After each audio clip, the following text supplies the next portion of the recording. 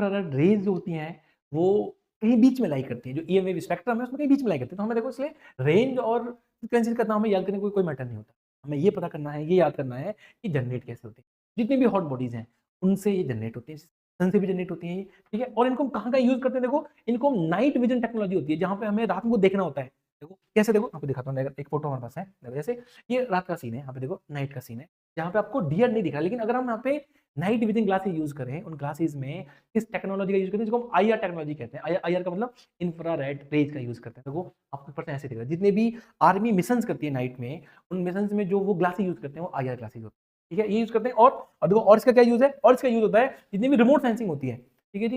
Remote sensing का मतलब है कि अगर अर्थ के ऊपर कोई सैटेलाइट है, उस सैटेलाइट से हमें चेक करना है कि हमें कोई कहीं सेंस को चेक करना है, तो उसमें भी हम इसको आईआर हम रेज को यूज करते हैं। और अर्थ के एटमॉस्फेयर को वार्म रखने के लिए, गर्म रखने के लिए जो सी रे यूज होती है वो भी इंफ्रारेड रेज होती है, ठीक है जी। देखो ये हो गया। आप देखो बोर्ड क्वेश्चन देखो 23 24 पूछा गया है कि हीट वेव किसको कहते हैं। हीट वेव जो कि इंफ्रारेड वेव होती है, वो हीट जनरेट या हीट बॉडी से जनरेट होती है, इस वजह से हम कहते हैं। ऑप्शन डी बन के आएगा। देखो एक क्वेश्चन जो 25 बोर्ड में पूछा गया था कि ऐसी कौन सी रेज हैं जो अर्थ के एटमॉस्फेयर को गर्म रखने के लिए काम आती है, कौन सी रेज होंगी आपके पास में, कौन सी रेज होंगी, इंफ्रारेड।